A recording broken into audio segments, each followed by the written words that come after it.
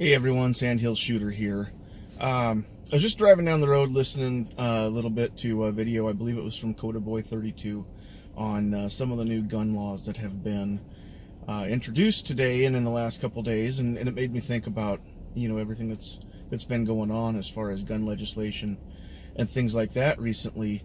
And man, I gotta tell you that this is really starting to bother me.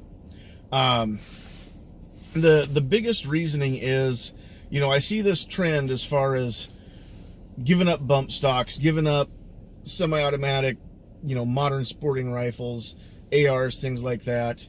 I'm just curious, at what point do we draw the line? I mean, statistically speaking, mass shooters use pistols way more than they use any kind of rifle, right?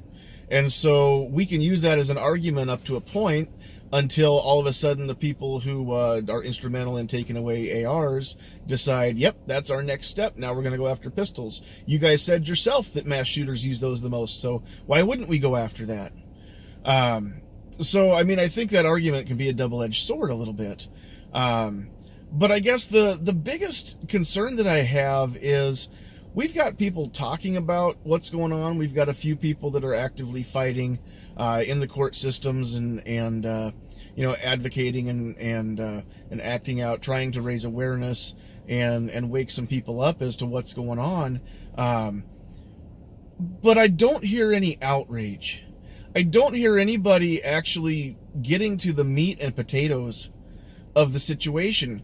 Not only are our constitutional rights being infringed and being ripped up and shredded, but here's the other thing. You can say what you want about whether or not I have the right to defend myself. You can say what you want about whether or not I have the right to defend myself with the firearm, with a particular firearm, with whatever magazine capacity. We can have that argument until the end of days if you want to. And those of you that know me know that I'm willing to argue about any time, so bring it on. But here's the thing. The people who don't believe that citizens should own firearms, the people that don't believe that citizens should own unrestricted firearms, what are you saying to those people that you love and that you care about? Because if you believe that there shouldn't be 30-round magazines for ARs, that there shouldn't be quick change magazines in defensive rifles, that you shouldn't be able to carry more than X amount of shells in a given firearm, or that you shouldn't be able to carry a firearm, can you look my wife in the eye and tell her she does not deserve every advantage in the event that she would be attacked by somebody? Can you look your loved ones, your sons and daughters, can you look your mom, your grandmother in the eye and tell her or tell them that they don't deserve the advantage just in case something bad happens?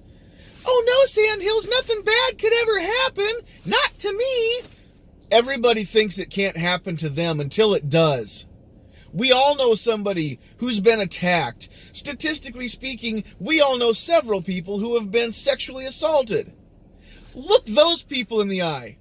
Tell them that you're glad they didn't have a gun and that bad crap happened to them.